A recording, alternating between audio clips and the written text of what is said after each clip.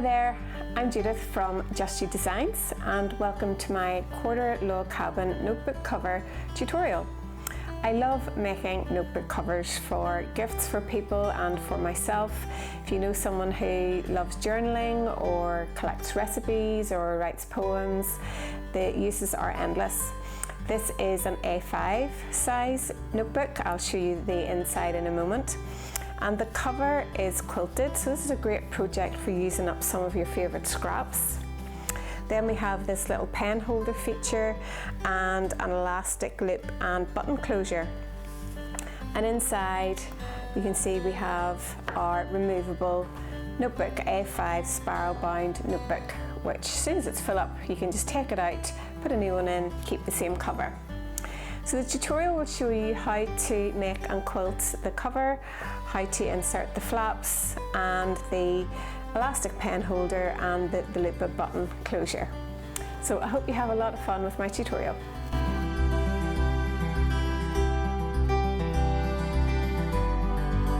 To make our notebook cover, what you're going to need are strips. I'm working from scraps here and you can see that they're all different lengths and all different widths. I've got some thin ones, some fat ones, and it doesn't matter really what width or length you go for, as long as your longest one is longer than your A5 notebook, which we're working to a 9.5 inch height here.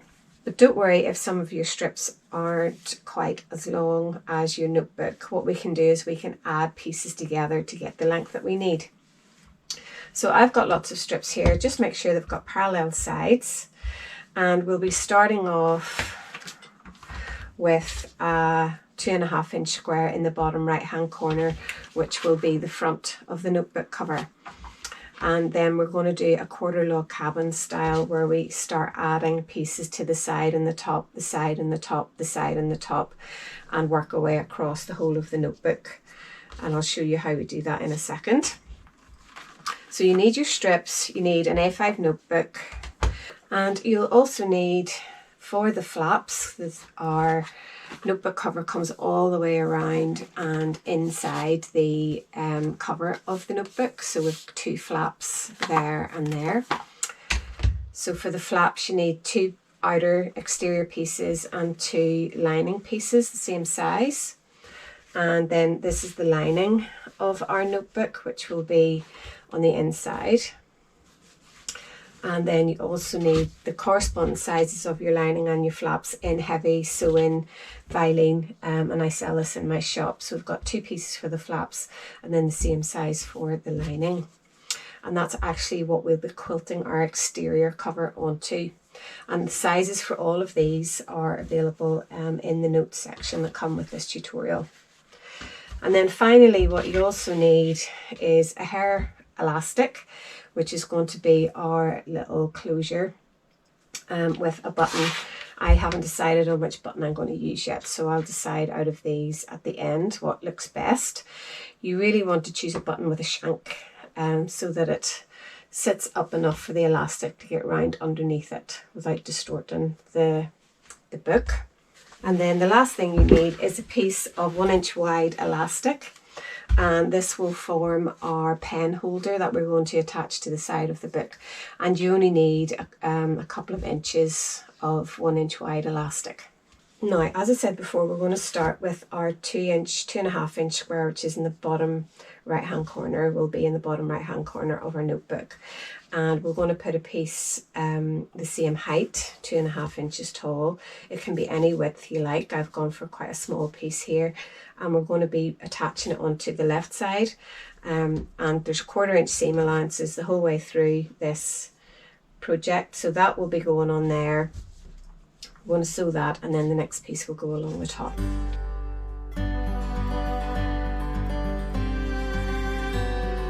I'm going to iron the seam away from the center square, and all of my seams, as I work this piece all the way across the size that I need, I'm going to iron all of the seams away from my center square.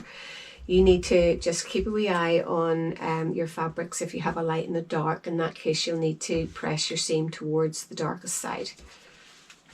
So that's my first piece on. Now I need a piece to go along the top, and I'm not going to trim my strips exactly down to size before I put them on. I'm going to do that after I attach them. So it's really just a case of choosing a colour that you think will be nice with it. It doesn't matter if it's too long or too short. The bits we cut off, we may need to use those when we get to the longer sections on the back of the notebook. So I think I'm going to go for this piece here. So it's right sides together with this top edge. Do pay attention to your little seam underneath as you're sewing down here. You don't want that flipping back on you if it's pressed away from the square. So you want it to be sewn down the way you have ironed it.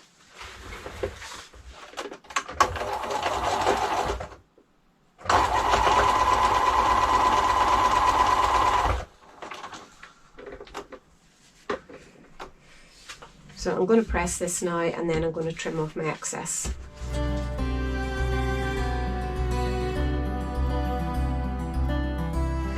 And it's a good idea as you start building up strips that you maintain a squared off, the squared off edges. You keep them nice and parallel, because sometimes they can distort, and that will start to create slants in your sides. So just keep checking it that you're keeping your edges nice and straight and at right angles with each other. So that's row 1 done. So we're back to this side again now with a strip that we need to put along here. Let's see.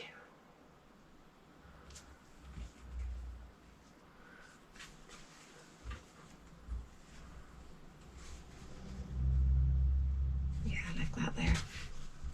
So right sides together and a 1/4 inch seam. Again, keep an eye on your little seam underneath.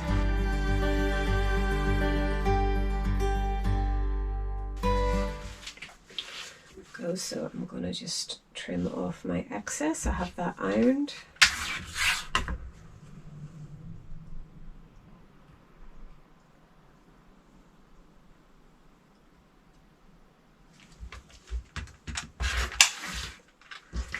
And keep these bits because I might need them later on. And now we want a piece to go along here.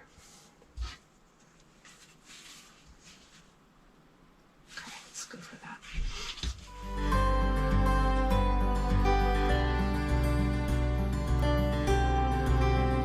And we'll trim off our excess and just check my right angled corners. I'm using the mat here as well to help me place the piece into a right angled corner.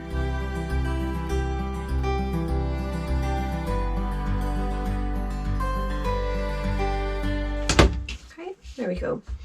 So I'm going to keep placing strips left, top, and I will, I need 9.5 inches in height, and I'm going to reach that before I get my 14 inches that I need in the length here, this way. So keep adding in the same order until you have at least 9.5 inches tall, and then I'll show you what we do next.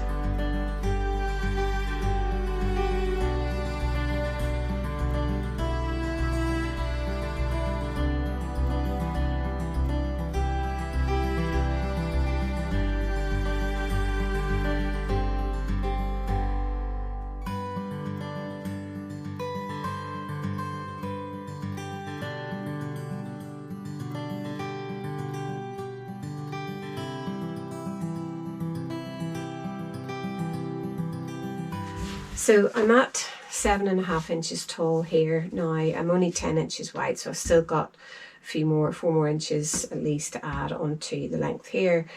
But just be careful when you're starting to approach your 9.5 height that you don't end up with a tiny little strip and only end up with about 1/2 inch of it showing in the final piece.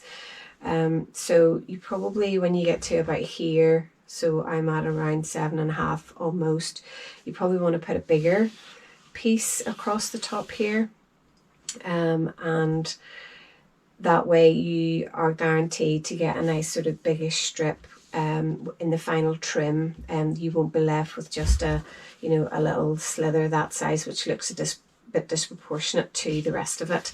So that's something to bear in mind when you're building up.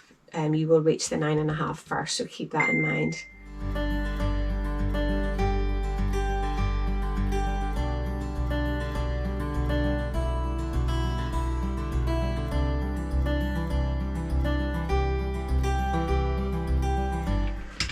So that's my 9.5 height that I need, and I'm not quite at 10 inches this way, so I need to keep adding a few more strips to the side until I've got 14 inches in the length.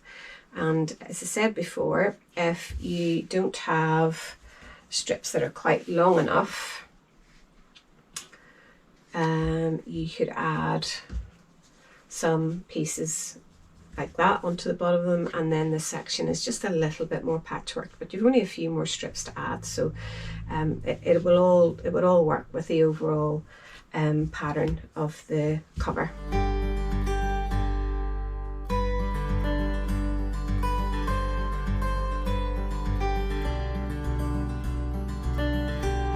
Now the same principle applies here as before. As what we were talking about, the top not ending up with just a skinny strip at the top. You don't want to end up with a skinny strip stuck at the edge here either. So I'm at not quite 12. So I think that one's not going to be quite wide enough. So I want to put on maybe a 3-inch strip there to be secure. My last strip will be a 3-inch strip. So I think I'm going to cut, I like this color here, but I'm going to cut one that's a little bit wider.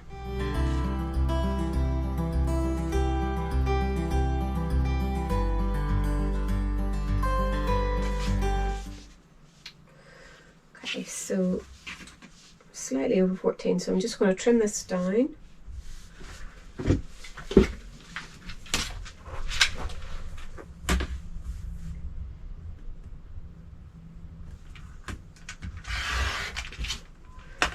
And remember, of course, we'll be losing seam allowances around all of these edges, so it will get smaller still.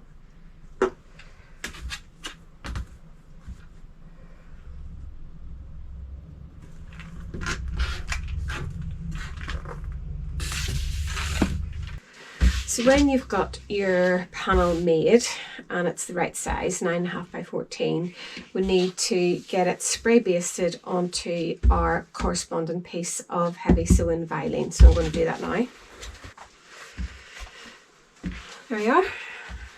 So now it's time to quilt your panel, and you can quilt it whatever way you want to. You could free motion quilt it, you could do a nice diagonal grid. What I'm going to do actually is just echo quilt each of these right angled seams, coming across all the way there, and then do the long ones. So echo quilting is just keeping the edge of my foot level with the edge of the seam, and I'll be roughly 1/4 of an inch, maybe slightly more than 1/4 of an inch away from it. And I'm going to track that side of the seam, and then I'm going to use the other side of the foot and track that side of the seam. So I'll do a couple here and I'll show you what that looks like.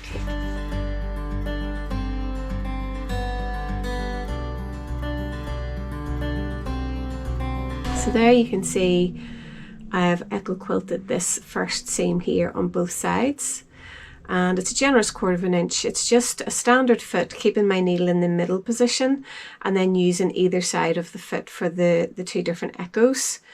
I'm using a neutral coloured thread here because I've got quite a range of colours and lights and darks, so I'm just using an Orfil neutral colour that will cut across all of the shades that I have. And you want to be quilting this with either an 80 or a 90 needle in your machine. So I'm going to keep echo quilting the seams here and I'll show you my progress.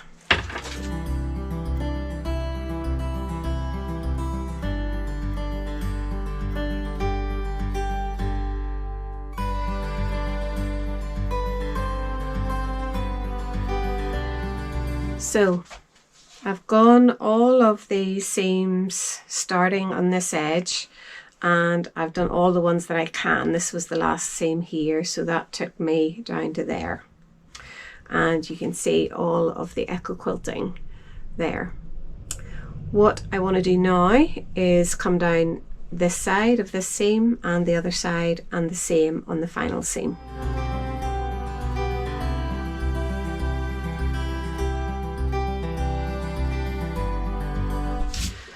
So that's my panel all quilted, all echo quilted. So I just need to trim off all of these loose threads, and then we can move on to the flaps. So to make the flaps, you take a piece of your heavy sewing baleen, then you take the piece of fabric that is going to be the outside edge of it, and it goes down like that, wrong side down to the baleen, interfacing, and then your lining, which won't really be seen, goes right sides down on top of that. Now we're going to be sewing down one side, so you need to pay attention to your main fabric if it's directional or not, because if we sew down this side and turn that over around to the back, this is the sealed edge, so it has to go on this side.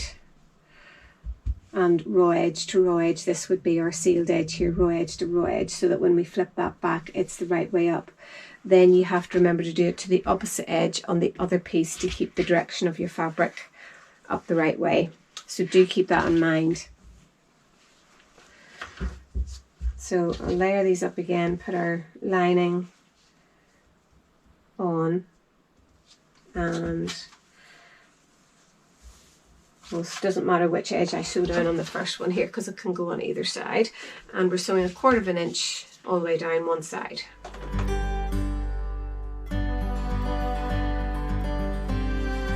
And you want to press the lining piece out and then all the way over round to the back of the flap.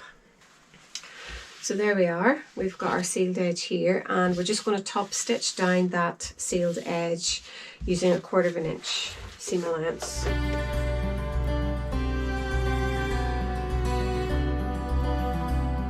There we go, and that's our sealed side. So that's the side that's going to be on the outside of the flap when we turn the book over, and then this is our raw edge, which goes to the outer edge of our panel.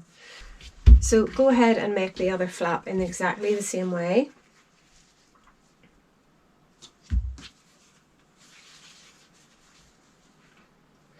And think about what edge it is that you need to sew down, because of the position that it's going to be going onto the other, whatever other side of your flap it's going to be going onto.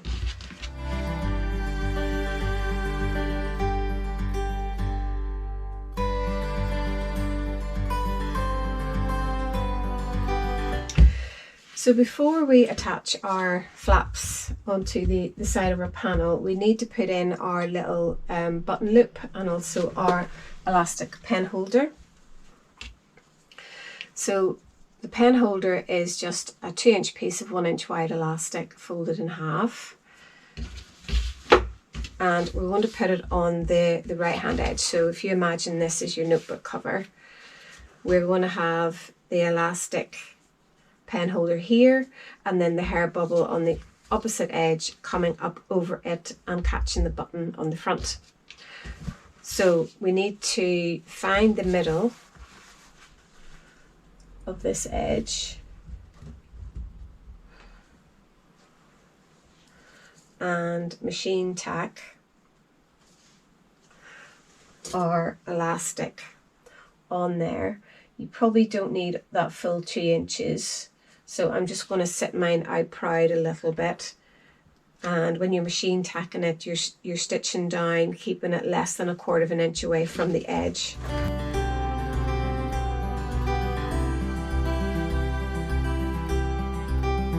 So I've gone over that a couple of times just to keep it really secure. Eventually that will be folded out like that.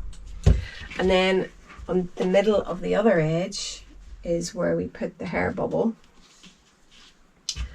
Now again, you're not going to need all of that. That's going to be too long of a hair bubble. And the bit that you are going to use, the loop, is pointed in at this stage towards the panel. So I'm going to maybe use about 2/3 of it.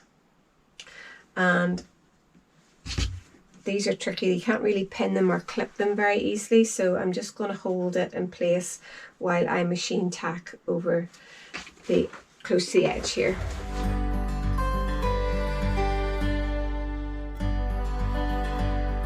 So I've gone over that a few times just to keep it secure.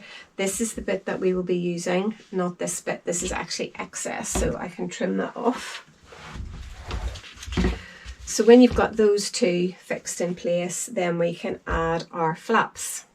So making sure you've got the right, if you're using directional fabric, you've got it the right way up. You're going to put one flap on one end of the panel, aligning your raw edges there, and you can either pin or clip those in place. We're not going to be sewing the short ends of the panel just yet. At this stage we're just going to be sewing this long side, and do the same on the other.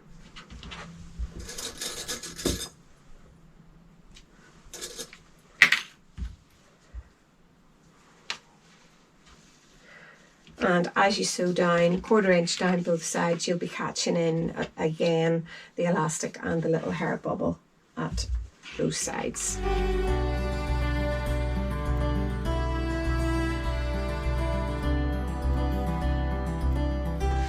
There we go, there's our two flaps on. So that's the front. Eventually it's going to look like that with a flap on the inside. So the last thing to put on this at this stage is our lining. Now at the minute it's the same size as the front. We want to just iron under a little 1/4 inch at each edge, and that's just to hide that little raw edge in a little bit, and we can iron that down 1/4 inch and stitch it down.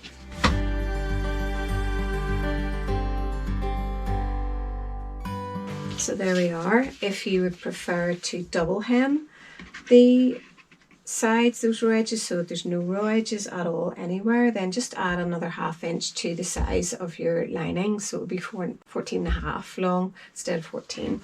I'm happy enough with just a single hem there. So now we're going to put these right sides together, and you're just centering your lining because it's a little shorter now that we've hemmed it, and that's totally fine. And we're going to be sewing along the top edge and the bottom edge. And again, 1/4 inch seam, and I would use a little reverse stitch at the start and at the finish.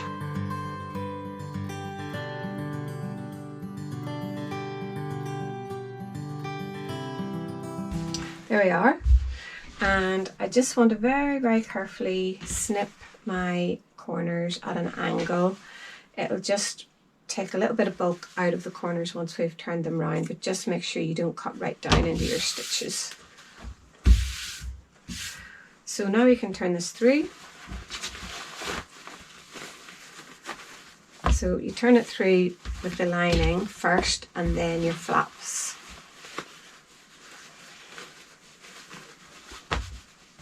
That's one side.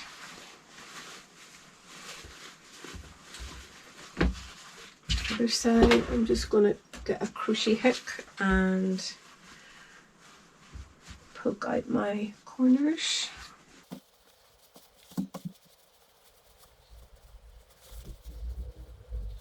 And I'm going to give it a really good press before we add on our button. So this is what it looks like now that it's been pressed, all nice and flat and the corners well pushed out. So the last thing to do is just to put a little button on, and your button will be going level with your piece of elastic, and probably the center of the button would be in about 1 inch away from the edge.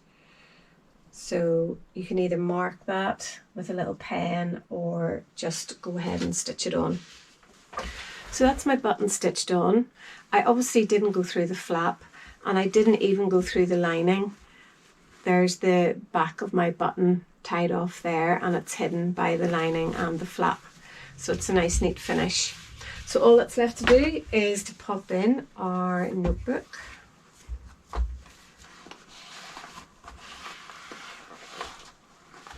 And it's a standard A5 spiral notebook. Get a little pen,